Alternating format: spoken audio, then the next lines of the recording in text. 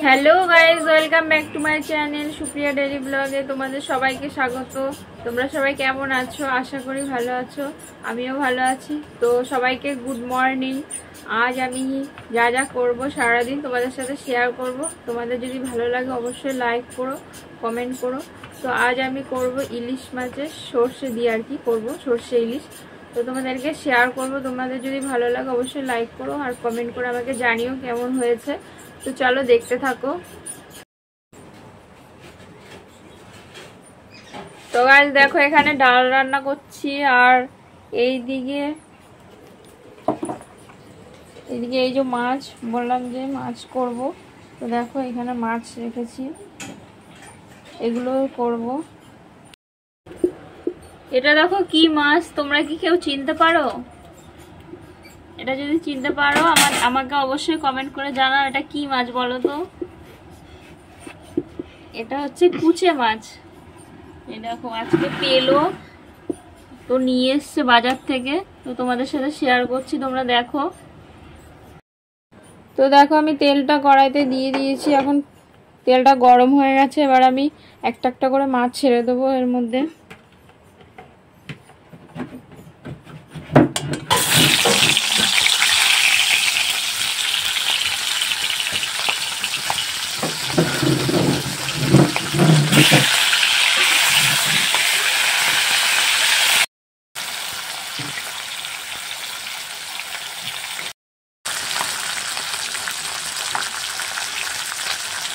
তো দেখো আমার ভাজা হয়ে গেছে, এবার আমি এগুলো নামিয়ে নেব।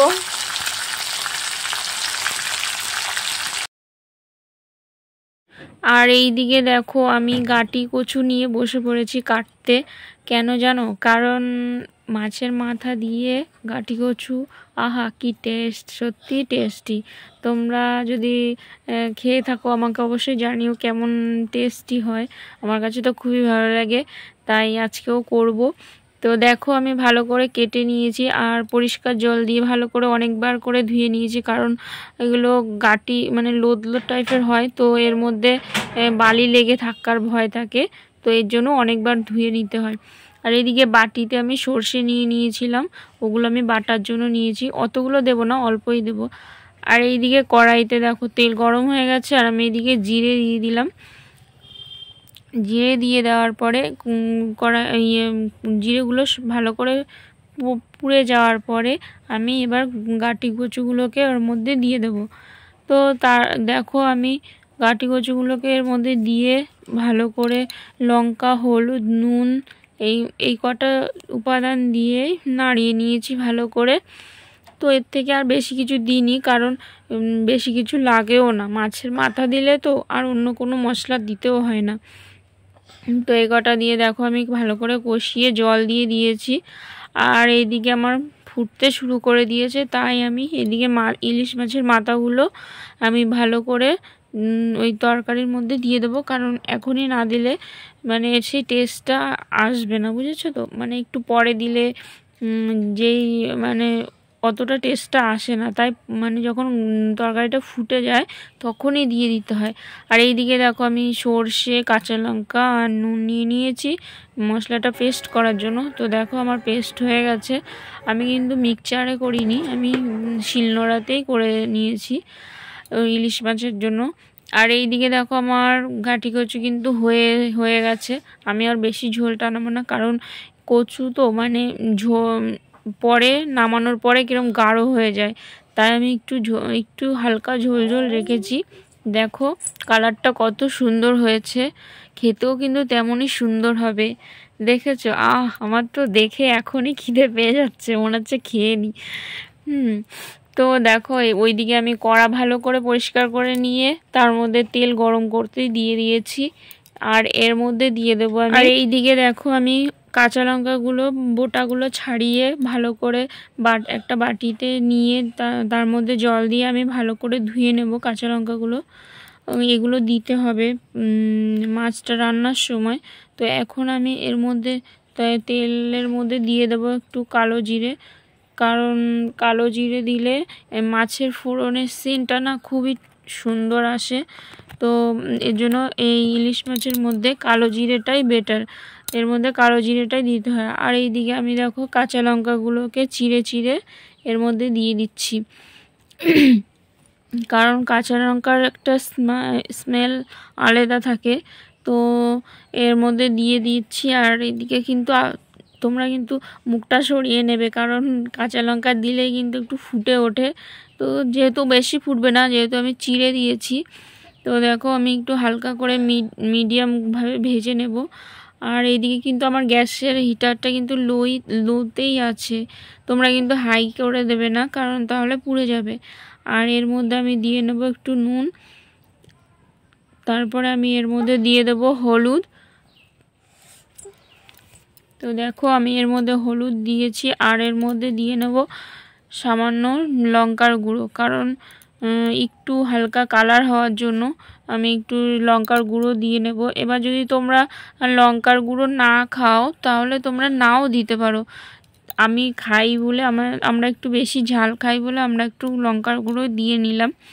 তো তোমরা পরিমাণ মতো, একটু বেশি নয়, অল্প জল দিয়ে নেবে তোমাদের পরিমাণ মতো, কারণ গ্রেভিটা যদি মাখা মাখা হয় তাহলে কিন্তু ভালো লাগবে, বেশি ঝোল হলে কিন্তু ভালো লাগবে না। তো দেখো আমি আমার পরিমাণ মতো আমি জল দিয়ে নিয়েছি। আর এইদিকে সব ছিটে ছিটে তেলগুলো এসেছিলো, তো তাই আমি একটু মুছে নিলাম।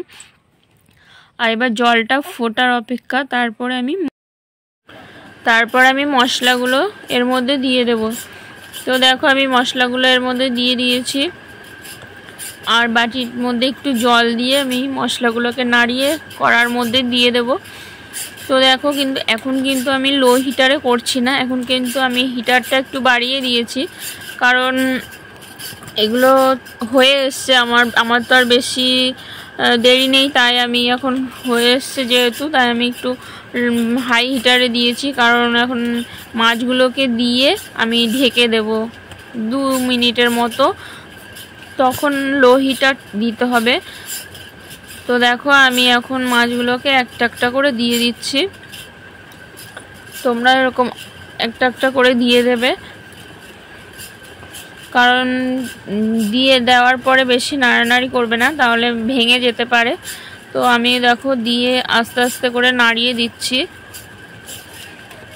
তো দেখো আমি নাড়িয়ে দেওয়ার পরে এবার আমি এর মধ্যে ঢাকা দিয়ে দেব, একটা থালা দিয়ে আমি এটার মধ্যে ঢাকা দিয়ে দিয়েছি দেখো। আর আমার 2 মিনিট হয়ে গেছে, লো হিটার দিয়েছি কিন্তু, কারণ ঢাকা দেওয়ার সময় হাই হিটার দিলে তখন ঝোলটা পুরো টেনে যেতে পারে, তাই আমাদের লো হিটার দিয়ে নিতে হবে। তো দেখো আমার গ্রেভিটা হয়ে এসছে প্রায়, আমি বেশি আর টানাবো না, কারণ সবাই খাবে। তো এবার আমি এর মধ্যে একটু কাঁচা সর্ষের তেল দিয়ে দেবো, কারণ কাঁচা তেলের একটা সেন্টই আলাদা থাকে। তো এটা কিন্তু মাস্ট, এটা হচ্ছে দিতেই হয়, এটা না দিলে কিন্তু সেই টেস্টটা কিন্তু আসে না। তো আমি এর মধ্যে দেখো কাঁচা তেল দিয়ে দিয়েছি। এবার আমি গ্যাসের হিটারটা বন্ধ করে দেব, তারপরে আমি ঢাকা দিয়ে 2 মিনিটের মতো আবার রেখে দেব। তো দেখো একটু ফুটছে, এবার আমি বন্ধ করে দেব গ্যাসের হিটারটা। তো দেখো আমি বন্ধ করে দিয়েছি, এবার আমি ঢাকনা দিয়ে কড়াটা 2 মিনিটের জন্য ঢেকে রাখবো, তারপর আমি ঢাকনাটা খুলবো।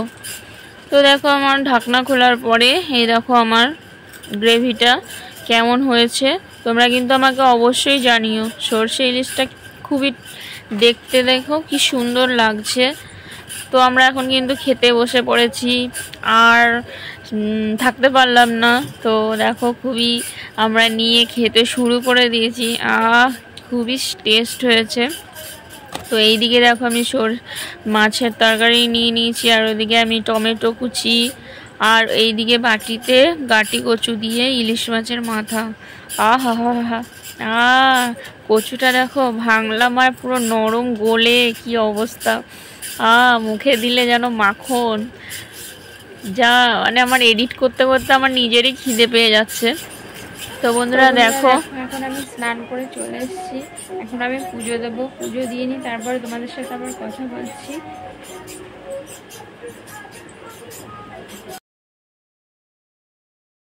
আর আর এইদিকে দেখো আমার পুজো দেওয়া কমপ্লিট হয়ে গেছে। তো ঠাকুরকে পুজো টুজো দেওয়ার পরে এবার আমরা একটু শুয়ে পড়বো, কারণ আর দিচ্ছে না। তো দেখো আমাদের শুয়ে আমরা ঘুমিয়ে একটুখানি উঠতে না উঠতে বিকেল হয়ে গেছে। তারপরে আমি বললাম একটু চলো ঘুরে আসি, আমাদের পাশেই মেলা হচ্ছে। তো দেখো বেরোতে বেরোতে আমাদের সন্ধে হয়ে গেছে। তো আমরা বেরিয়ে মেলার দিকে যাচ্ছি। তো দেখো আমরা মেলার মধ্যে ঢুকেও গেছি। এখানে কত রকমের ক্লিপ দেখেও কিন্তু খুবই ভালো লাগছে। আর এখানে কত দেখো, কিন্তু এদিকে এবার বৃষ্টি হয়েছে, কিন্তু প্রচুর কাদা। কিন্তু কাদা মেলা কি আর কাদা মানে, তো কাদা যাই থাকুক মেলা কিন্তু ঘুরতেই হবে। তো এদিকে দেখো হরেক মাল 10 টাকা খুবই দেখতে কিন্তু খুবই ভালো লাগে। আর এদিকে দেখো সব স্টিলের জিনিস, কাচের জিনিস, ও দেখে কিন্তু খুবই ভালো লাগছে, সত্যি বলছি বন্ধুরা, খুবই সুন্দর লাগছে। তো বন্ধুরা আমার ভিডিওটা যদি ভালো লাগে তোমরা অবশ্যই লাইক করো, কমেন্ট করো আর শেয়ার করো। তো চলো এখনকার মতো টাটা।